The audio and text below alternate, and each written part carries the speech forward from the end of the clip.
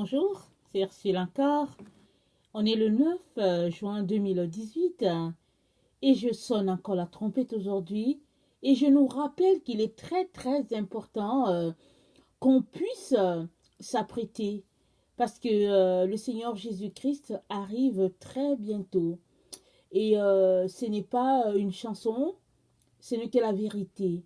Alors si vraiment tu es encore en train de regarder au monde, ce monde dans lequel nous vivons, je viens t'annoncer que c'est juste question de peu de temps et puis ce monde-là, il sera plus là. Et ce qui est dommage, c'est que, au fait, si ton regard est toujours attaché aux choses du monde, alors tu périras avec le monde.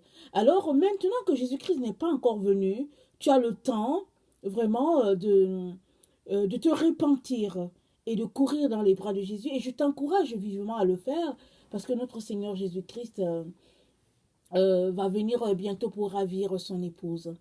Donc voilà. Alors aujourd'hui, je viens parler de la marche de l'amour. Vous savez, l'amour, c'est une marche. Alors, je ne sais pas pour vous. Alors, ce n'est pas facile d'aimer, n'est-ce pas? Surtout pour ceux-là qui sont dans une relation maritale, ce n'est pas facile d'aimer. Et quand on vit avec quelqu'un, quand on partage tout avec une personne et que on aime la personne et que en retour la personne nous aime, c'est facile quand même. Dont on se supporte, on se respecte. Mais quand on aime une personne et que en retour cette personne ne nous aime pas ou elle est là juste pour ses intérêts, ça c'est quelque chose qui fait très mal. Alors on peut imaginer combien le coup de poignard notre Seigneur Jésus-Christ reçoit à tous les jours. À tous les jours parce qu'il nous a aimés d'un amour inconditionnel. Mais quand il regarde à nous, quand il regarde à nos cœurs, il sait que on l'aime parce qu'il peut nous donner ceci ou cela. Et la marche de l'amour, donc, c'est de travailler de manière à ce que notre amour puisse approcher l'amour de Jésus-Christ pour nous. Et ça demande qu'on puisse marcher par l'esprit. Parce que l'amour ne peut pas être partagé si on marche dans la chair. Parce que la marche de la chair, c'est une marche tout simplement de cul-de-sac. Ça n'aboutit à rien dans ce sens que cette personne-là qui marche dans la chair est centrée sur elle. Tout est tourné vers elle, tout est pour son intérêt. Alors que la marche de l'esprit requiert qu'on puisse être porté vers l'autre. Alors, Jésus-Christ nous a dit, il a dit, écoute Israël, voici le premier commandement, tu aimeras le Seigneur ton Dieu de tout ton cœur, de toute ton âme, de toute ta pensée et de toute ta force. Et voici le second qui lui est semblable, c'est que tu aimeras ton prochain comme toi-même. Alors, je ne sais pas pour vous, mais aimer son prochain comme soi-même, qu'est-ce que ça veut dire? Ça veut dire que ce que tu aimerais que l'autre fasse pour toi, tu dois le faire pour lui. C'est-à-dire que si tu vois que ton frère porte une chaussure de 5 dollars, qui vaut 5 dollars, et que toi, tes chaussures valent 200 dollars, alors tu comprends que si ton frère porte une chaussure de 5 dollars, ce n'est pas parce qu'il ne veut pas porter une chaussure de 200 dollars. C'est parce que il n'est pas capable d'avoir une chaussure de 200 dollars. Alors, puisqu'il est ton frère, et que tu l'aimes, puisque tu dis que tu aimes Jésus, alors l'amour veut que tu ailles dans le même magasin où tu as pris ta chaussure, que tu achètes une chaussure de 200 dollars, les mêmes chaussures que tu portes, ou bien l'équivalent, et que tu viennes offrir ça à ton frère, parce que tu l'aimes. C'est ça la marche de l'amour, c'est ça aimer selon Jésus-Christ.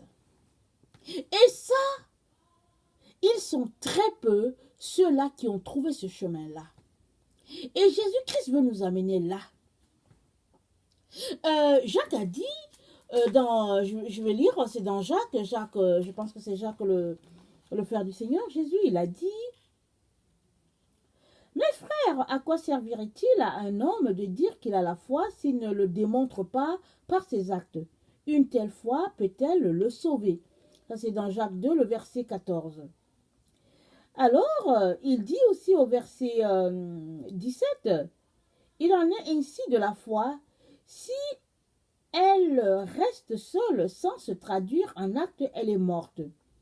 Mais quelqu'un dira, l'un a la foi, l'autre les actes.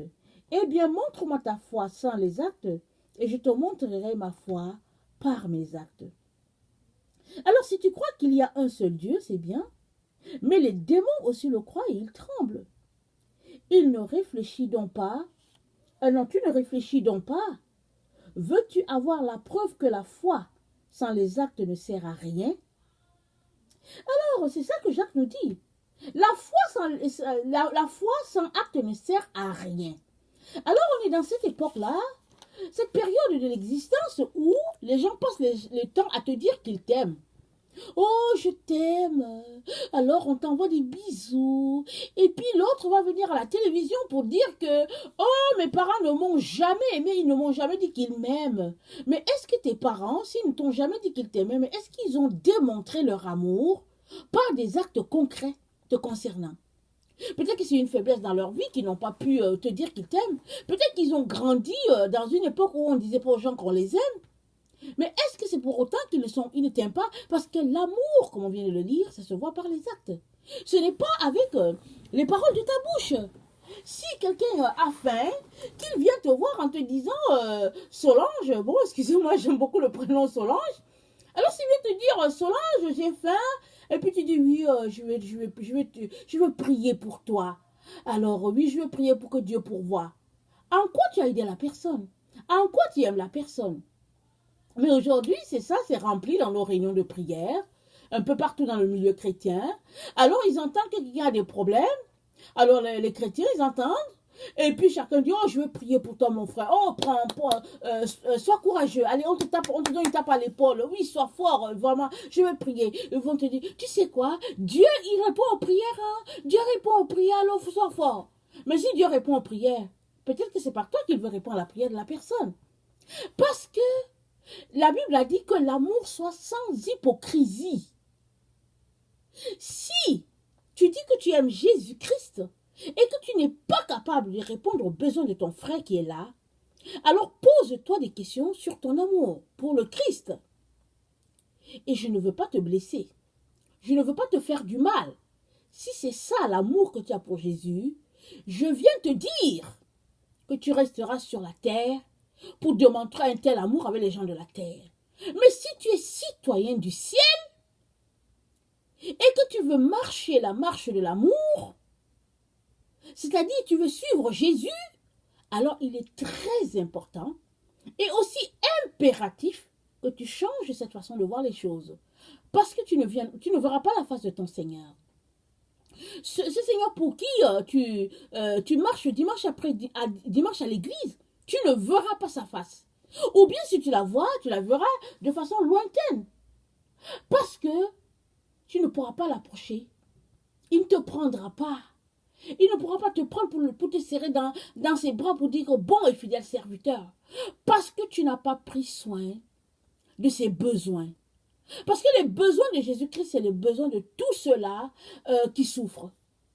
Alors, si tu veux marcher la marche de l'amour, et j'imagine que si tu veux aller au ciel, c'est ça que tu as appelé à marcher, alors il est très important et impératif que tu changes cette manière de voir la vie chrétienne, qui est que l'un est dans le besoin, et puis toi tu es là, tu es assis, tu dis que tu pries pour lui, et puis tu viens, tu t'assois, tu pries, tu pleures, alors que tu as plein d'argent dans ton compte. Tu as plein d'argent, ou bien tu peux aller vendre une chaussure pour répondre aux besoins de la personne, mais tu es assis là. Si tu veux suivre Jésus-Christ, ou bien si tu te réclames vraiment si tu te réclames de lui, il est très important que ta foi soit accompagnée d'actes. Sinon, cette foi-là, elle est morte. Et une foi morte, ça veut dire qu'il n'y a pas de foi. Alors, ça veut tout simplement dire que, Jésus-Christ, tu ne le connais pas. Alors, j'aimerais ça qu'on lise 1 Corinthiens 10, 13. Je suis sûre que vous connaissez ce verset-là. cette partie-là de la Bible. Et puis, je ne sais pas pour vous, mais chaque fois que j'ai lu ce passage, c'est comme je me suis arrêtée pour dire, en tout cas, c'est pas facile. Qui peut aimer? Qui peut aimer parce que c'est beaucoup de sacrifices et puis ça nous donne à réfléchir. Mais ces passages-là, c'est la démonstration de ton amour pour Jésus-Christ. Et c'est fort. À certains endroits, quand tu lis, tu te dis, moi j'ai déjà entendu des gens qui ont dit non, non, non, c'est pas vrai, c'est pas possible. Il n'y a pas un être humain qui peut accomplir cela. Alors si tu dis ça, ça veut dire que tu fais de la Bible un livre plein de mensonges. Alors si Dieu l'a mis, c'est parce que c'est possible. Puisqu'il nous a donné le Saint-Esprit, alors on a la capacité de vivre 1 Corinthiens 10, 13. Mais il faut que tu choisisses de laisser de côté la chair et que tu appelles le Saint-Esprit à ton secours pour qu'il t'aide à vivre cette vie-là de façon journalière, parce que c'est au jour le jour. Si aujourd'hui, Dieu m'envoie une personne qui est dans le besoin et que je ne réponds pas à ce besoin-là, alors aujourd'hui, je n'ai pas marché dans l'amour. Mais si je me rends compte que je ne suis pas marché dans l'amour aujourd'hui, il faut que je fasse tout pour tout changer pour que demain, je puisse marcher dans l'amour. Mais si aujourd'hui, le Seigneur m'envoie quelqu'un qui a un besoin de 20 $, je ne réponds pas. Demain, il m'envoie quelqu'un qui a besoin de 10 $, je ne réponds pas. Après, demain, il m'envoie quelqu'un qui a besoin de 5 $, je ne réponds pas. Pourquoi veux-tu qu'il m'envoie à une autre personne qui a besoin d'1 $? Il va comprendre que, en fait, mon amour pour lui, ce n'est que de la farce. Alors, vraiment, chers frères, chers sœurs, c'est très important qu'on puisse laisser de côté nos besoins, nos intérêts, et qu'on embrasse les intérêts de Christ. Je sais que dans la vie, souvent, quand on a manqué de beaucoup de choses, on devient vorace en ce qui concerne les choses du monde. On devient vorace en ce qui concerne nos besoins. On veut tout avoir. On devient égoïste, vraiment, en tout cas centré sur les choses, et puis c'est vraiment pas intéressant.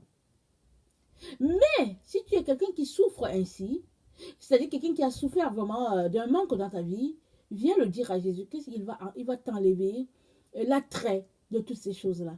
Il n'y a rien dans ces choses-là. Ce qui est important, si tu es vêtu et que tu as une ou deux paires de chaussures, et c'est tout, c'est important, c'est l'essentiel. Alors, moi qui vous parle, écoutez, le Seigneur a eu le temps de me transformer. Il fut un temps où j'avais plein de vêtements, plein de chaussures. Et puis, aujourd'hui, je me demande qu'est-ce que je faisais avec. Parce que je les accumulais, puis c'est tout, c'était là. Et même, j'ai encore des vêtements, et puis souvent je les regarde, je dis, mais au fait, il suffit juste d'avoir un ou deux, et puis c'est suffisant. Alors, quand j'étais un peu jeune, je voyais cet exemple-là beaucoup chez ma mère. Une femme qui ne gardait pas grand-chose, elle avait peut-être 4 ou 5 vêtements, et puis quand ça arrivait à un certain nombre, elle prenait, elle le donnait, et elle gardait juste le strict minimum, et puis nous, ces enfants, on ne comprenait rien, et puis surtout les filles, hein, vous savez, on ne comprenait pas, on disait, maman, pourquoi tu passes ton temps à donner tes vêtements, et puis bon, voilà. Mais non, ce qui était important pour elle, c'était le strict minimum. Et aujourd'hui, que par la grâce de Dieu, je marche avec le Seigneur pas à pas, j'essaie de me découvrir et puis pour laisser tomber tout ce que le Seigneur n'aime pas, je me rends compte que vraiment on accumule inutilement. On est attaché à des choses futiles. Et puis souvent même, vous savez quoi? Quelqu'un peut venir cogner à notre porte parce qu'il est dans le besoin et on va dire qu'on n'a rien, juste pour le plaisir de dire qu'on n'a rien, alors qu'on a plein, alors qu'on peut aider la personne. C'est ça qui est difficile au fait. C'est ça la partie qui fait pleurer. C'est que ce n'est pas que tu n'as pas.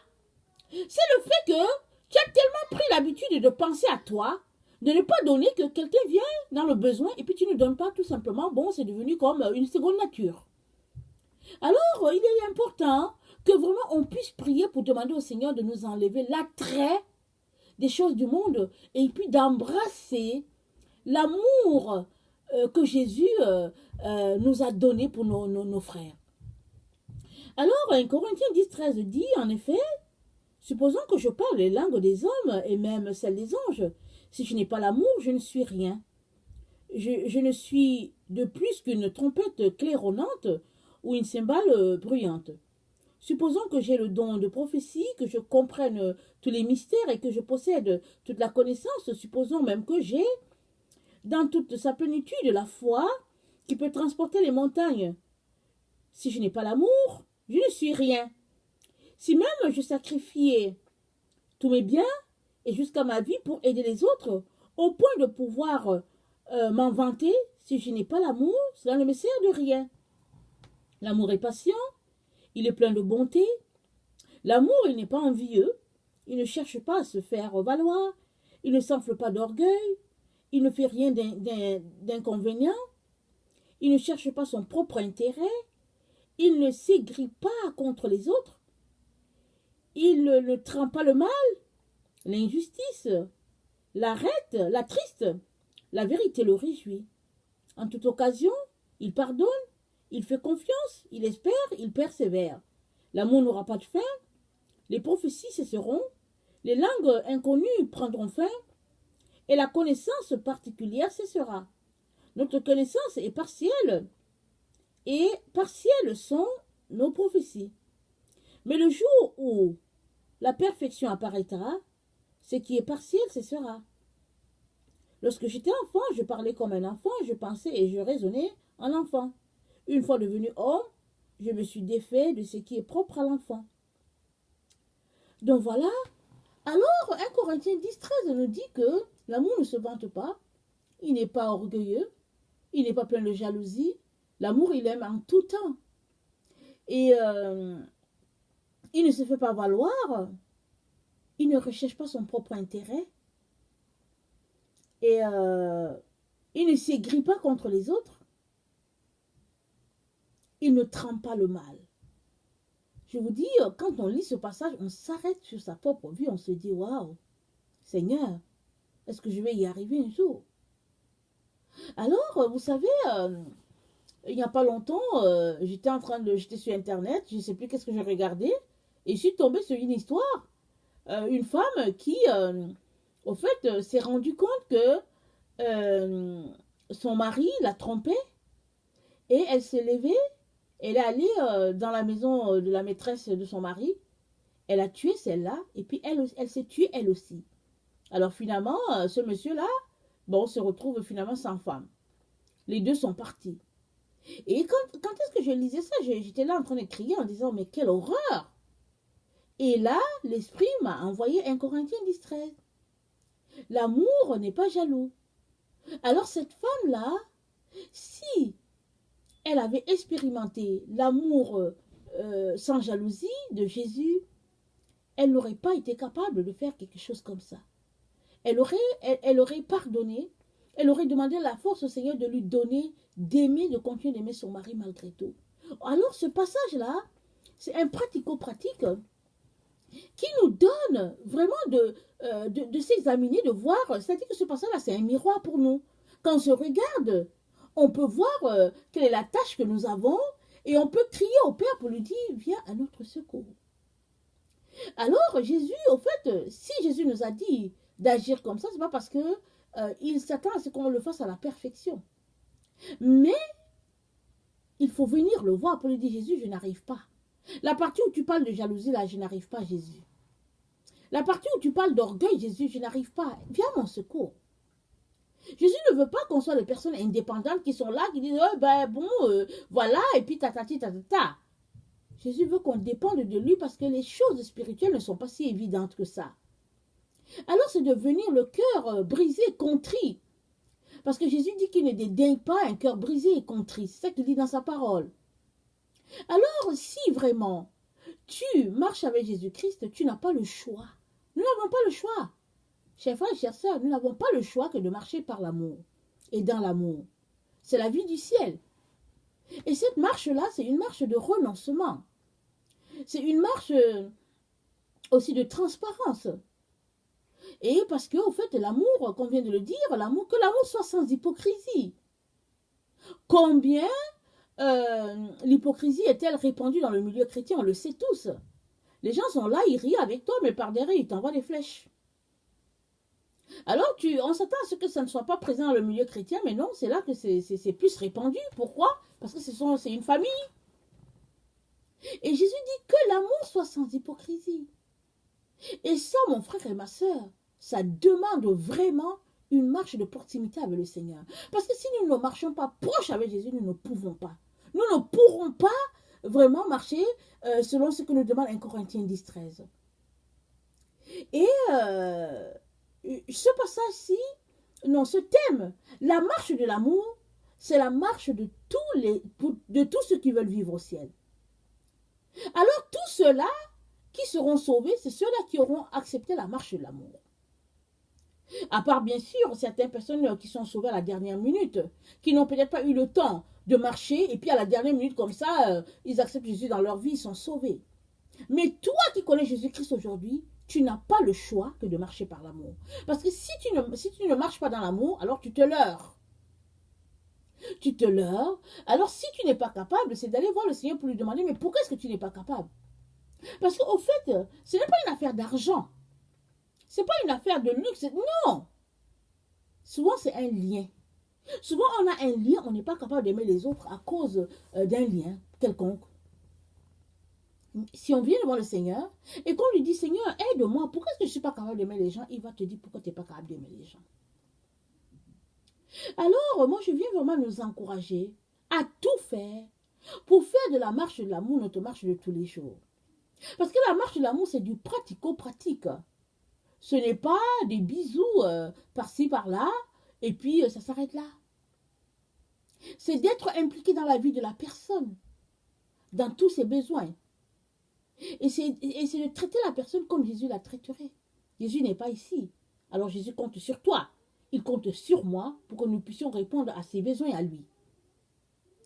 Et ça, vraiment, que le Seigneur nous vienne en aide et qu'il nous donne de comprendre cette vérité-là. Parce qu'aujourd'hui, dans le milieu chrétien, c'est comme si c'était juste des païens qui se voyaient. Pour 2 heures, ils étaient assis là, ils écoutaient un peu celui qui donnait son sermon. Et après, ils s'en vont. Et puis, bon, voilà, on attend l'autre dimanche. Alors, si c'est comme ça que la vie chrétienne est vécue, mais pourquoi est-ce que chacun ne reste pas chez lui? Mais c'est pas ça que Jésus a dit. Jésus a dit que la communion fraternelle, c'est très important. Alors, si nous sommes en communion fraternelle, il ne faut pas seulement que ce soit la parole que nous partageons, il faut que nous partageons tous. Parce que c'est ça la vie du ciel. C'est ça la marche du ciel. C'est ça l'esprit du ciel. On n'a pas le choix. Alors, vraiment que le Seigneur nous donne de nous examiner et de voir où sont les failles dans notre vie et puis qu'on vienne les changer. Alors, si toi tu es quelqu'un qui ne connaît pas le Seigneur Jésus, je t'invite à venir à lui. Parce que Jésus-Christ, c'est le chemin, c'est la vérité, c'est la vie. Alors, oui, les religions se confrontent et puis chacune essaie de brandir le drapeau d'être la meilleure religion, mais il n'y a pas de religion qui sauve.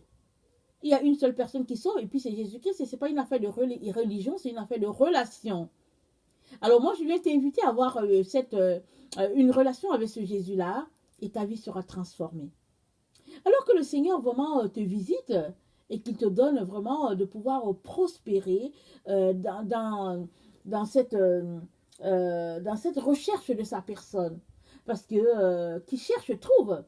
Alors continue tes recherches jusqu'à ce que tu trouves Jésus. Mais attention, ne traîne pas les pas. Parce que Jésus-Christ arrive bientôt. Voilà, soyez bénis. Merci.